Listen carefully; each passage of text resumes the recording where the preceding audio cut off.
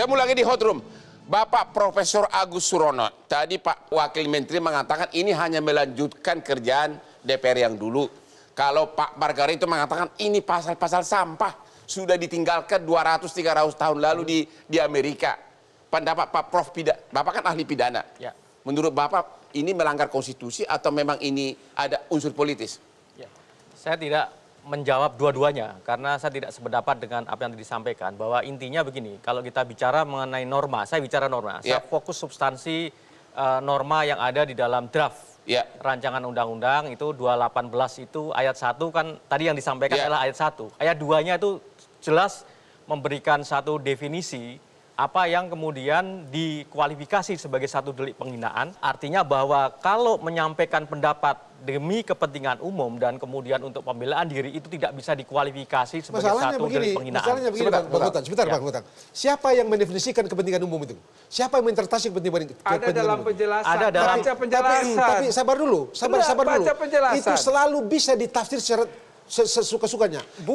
Bang Hotman kan tahu, dalam zona penerapan hukum ini, urusan intinya adalah interpretasi. Undang-undang sejelas apapun pasti bisa diinterpretasikan. Oleh karena itu kita selalu mengatakan membuat undang-undang adalah salah satu masalah. Masalah berikutnya itu interpretasi. Sejelas apapun. Tetapi kalau sudah dipagari dengan begitu ketat di dalam penjelasan, no problem. Oke Pak Agus, apa yang memagari sehingga menurut Bapak ini masih demokratis?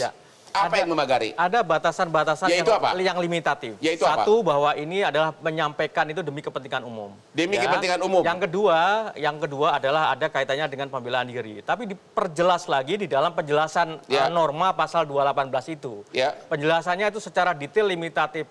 Kalau menyampaikan pendapat, menyampaikan kritik dan seterusnya, tidak bisa dipidana. Itu tidak bisa dipidana. Bedanya kritik sama menghina, jelas sangat berbeda. Kalau yang menghina itu menista. Katakanlah misalkan seseorang menyampaikan penghinaan terhadap diri, martabat seseorang, itu dengan kalimat-kalimat, dengan bahasa-bahasa yang kemudian menggunakan terminologi, misalkan ada muncul kalimat-kalimat kata binatang dan seterusnya. Itu adalah masalah. Kalau seorang nanti lawan politik dari calon presiden mengatakan, hei itu calon yang itu kerjanya kacau, tidak berkualitas. Itu termasuk penghinaan atau pencerahan kehormatan atau kritik? Kalau hal yang seperti itu, selama bahwa hal itu adalah sifatnya adalah hanya terkait dengan soal apa yang dilakukan, kebijakan dan seterusnya, itu masalah masuk dalam wilayah kritik. Tapi kalau sudah menyerang pribadi, Agus Surono adalah demikian, itu pribadi. Oke, kalau menyerang pribadi, jangankan presiden, orang pribadi pun memang bisa penghinaan. Pasal 311. Betul. Kalau dibilang punya gundik 3, padahal gua 4 gitu, contohnya nih. Itu memang. Tapi kalau yang selama ini terjadi kan demo-demo yang bersifat menyerang polisi, menyerang kebijaksanaan, mengatakan tidak becus. Apakah itu termasuk penghinaan? Tidak termasuk, Bang. Itu masih masuk dalam kualifikasi kepentingan umum. Karena ini masuk dalam kualifikasi kritik. Sangat berbeda jauh. Jadi Bapak mengatakan bahwa harus dibedakan kritik dan menyerang kehormatan? Iya. Oke, Pak Isnur, bagaimana tanggapan Bapak? Bagaimana cara membedakan penghinaan dan kasih pendapat kritik? Pertama gini, kalau kita baca putusan MK detailnya, dalam pertimbangannya itu jelas mengarah bahwa jangan ada perbedaan kedudukan. Kalau presiden secara pribadi, misalnya Pak Jokowi atau siapapun tersinggung, jadi personal, bukan kedudukan sebagai presiden.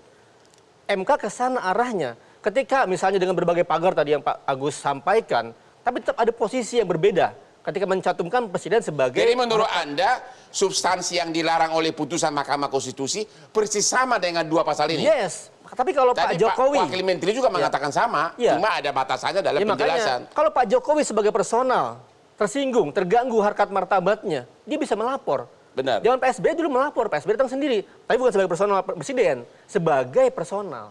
Nah itu yang kita permasalahkan, ada perbedaan kedudukan antara presiden dengan warga negara. Dan kalau kita baca, sebenarnya kan konstruksi hak asasi manusia dan konstitusi, yang dilindungi itu kan orang, bukan jabatan. Jadi gimana cara membedakan kritikan dan menyerang kehormatan? Makanya gini, kalau ada serangan, ada misalnya mengganggu harkat martabat Pak Jokowi sebagai personal, ya adukan secara sendiri dan nggak perlu pasal ini. Tidak perlu pasal ini. Tidak perlu ada pengistimewaan. Karena dia adalah sama dengan warga negara lain. Yes. Kenapa pasal ini ada di Belanda zaman dulu? Konteksnya Belanda ini ratu. Ratu simbol kerajaan. Beda dengan pemerintah. Di mana pemerintah dia pengelola sehari-hari. Praktiknya Bang, dengan pasal yang tanda kutip ya, seperti sekarang aja, ini banyak pasalnya yang lain. Ya. Banyak penangkapan. Apalagi kalau ada pasal Apalagi ini. kalau pasal ini hidup lagi. Ini Oke. menghidupkan pasal yang orang sudah trauma dengan masa lalu. Oke, Pak Adam, reformasi dan lu bakal lain-lain. ditangkap loh. Gimana tanggapan mahasiswa? Ya? Gimana? Jadi gini Bang. Merasa terancam nggak dengan pasal ini? Oh sangat terancam, sangat Kenapa? terancam. Karena begini, pertama pasal ini sudah jelas inkonstitusional gitu. Kenapa Dibuatnya inkonstitusional? ini menjadi delik aduan, ini nggak membuat pasal ini tidak bermasalah. Ya. MK membatalkan pasal 134 itu karena 3 alasan. Mengancam kebebasan berpendapat dan berekspresi. Kebebasan berpendapat, Menimbulkan ketidakpastian hukum. ketidakpastian hukum. Karena parameter penghinaan itu tidak jelas. Benar. Dan yang ketiga prinsip persamaan di depan hukum, equality before the law gitu. Tapi masalahnya begini Bang, sekarang itu dijadikan delik aduan. Ya. Apakah itu menjawab persoalan mengenai equality before the law? Tidak. Itu Ya. tetap pasal yang secara khusus Ya. melindungi presiden. Apakah itu tetap menyelesaikan permasalahan ketidakpastian hukum? Tidak juga, karena frasa penghinaan juga tidak jelas gitu. Dan yang ketiga, apakah itu akan mengancam kebebasan berpendapat dan berekspresi kita? Semua tentu gitu. Sekarang gini Bang, pasal ini menjadi delik aduan dan mungkin dengan segala hormat Prof. Edi dan Pak Agus merasa ini aman karena ini delik aduan gitu. Itu kita beranjak dari asumsi bahwa presiden tidak akan melapor gitu. Untung kalau Presiden Jokowi baik gitu. Tapi ini kita bicara RKUHP yang akan berlaku mungkin ratusan tahun ke depannya. Rezim akan berganti, pemimpin akan berganti. Bagaimana kalau itu digunakan gitu untuk membungkam gitu. Itu poin saya. Kita berasumsi presiden tidak akan melapor. Tapi Anda itu demo kritik atau menghina? Kritik Bang. Ya kritik tidak. Tapi gini, Prof. Edi. Begini, supaya saya mau nambah. Gimana, Bang? Begini. Supaya beres ini cara kita berpikir gitu. Kenapa presiden sekarang di dalam RUU, presiden itu dijadikan subjek orang personal gitu ya. Ya. Ini karena konsep king as a state, Oke. king as a nation.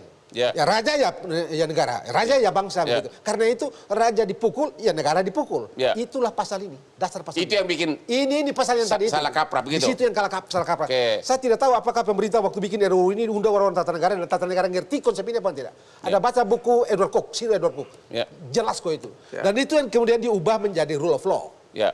Gitu loh. Itulah yang orang bicara mengenai demokrasi bla bla bla bla. Nah, kalau kita bertolak dari situ, kita mundur jauh lebih jauh lagi ke 1628 1670. Ini pasal ini. Ya. Betapa bodohnya bangsa ini gitu ya. Orang udah maju sejauh ini kok Anda start dari 16 sekian gitu. Kalau Amerika kan 1800, kok sekarang Anda start dari Gimana nih 1600? Pak Edi betapa Ya. bodohnya bangsa ini Pak? Ya, Ini ya. hanya gara-gara Bapak mengatakan hanya gara-gara menjadi delik aduan maka itu tidak masalah. Ya. Jadi Yang Tapi bodoh dari segi konsep ini loh. begini, yang bodoh itu bukan bangsa ini, yang tidak paham yang bodoh. Makanya saya mau katakan, ada tiga Nggak apa-apa Bang. sebentar, Setuju. sebentar. Kita bongkar. Ada 3 raison d'être. ya, Mengapa pasal ini ada? ya, Bang Hotma bisa bayangkan, dalam KUHP di semua negara di dunia, ya, ada bab yang mengatur kejahatan yang melanggar martabat kepala negara asing. Ya. Kira-kira menurut Bang Homat, make sense nggak? Kepala negara asing martabatnya dilindungi, kepala negara sendiri tidak. Ya. Ibarat kita muja-muja tetangga, orang tua kita maki. ya, Itu yang pertama. Ya. Yang kedua yang ingin saya bantah, Bang, isi KUHP di seluruh dunia itu sama. Kecuali dalam 3 hal. ya, Satu adalah soal delik politik, 2 adalah delik kesusilaan, Ya. yang ketiga adalah penghinaan. ya, Jangan kita bicara di Amerika segala macam tete bengek. ya, Pandangan Amerika terhadap penghinaan itu dalam studi kejahatan yang tidak dipahami oleh orang tata negara, dia adalah mala probibita. ya, Kalau kita negara timur, penghinaan itu adalah mala in se. Di negara kita yang namanya penghinaan itu adalah rechtsdelicten. Sesuatu yang memang dari asalnya itu adalah suatu kejahatan. Berbeda dengan di negara-negara barat yang menganggap itu sebagai wetdelicten. Makanya di Amerika penghinaan masuk di dalam konteks perdata. Kalau presiden merasa dihina atau diserang kehormatannya, kan Pakai ada pasal lain. Ada Ah. pasal lain, It- 310, 311 KUH pidana. Bang, itu yang- Kalau bisa juga undang-undang ITE. Bang, itu yang paling mudah dibantah. Kenapa? Kalau abang pakai logika begitu, Ya. sekarang pertanyaan saya, orang mau membunuh presiden, kenapa tidak pakai pasal 338, pembunuhan biasa? Kan harus masuk pada makar. Kalau memang tujuannya makar. Tidak. Makar itu apa? Membunuh presiden. Itu lain hal. Kalau memang Loh, tujuannya makar, saya Makanya, setuju. kalau mau pakai logika yang sederajat, mengapa harus ada pasal makar? Pasal makar padahal ada pasal pembunuhan biasa. Karena apa? Di sini adalah personelek dari presiden, orang yang memang mempunyai harus dilindungi. Pak, Jadi ya. mau saya katakan begini, ini tidak ada urusan dengan equality before the law. Karena apa? Presiden itu memang jabatan yang harus dilindungi. Kalau pertanyaan lebih lanjut, apakah pasal 3218 ini apakah presiden sebagai pribadi ataukah presiden sebagai kepala negara atau kepala pemerintahan? Ini adalah personal lake dari presiden. Oke, kita teaser dulu. Ini saya harus kuliah lagi nih. Buntu lagi semua otak gua nih. Padahal saya dokter cum laude loh. Ya, oke, kita kembali sudah yang berikut ini.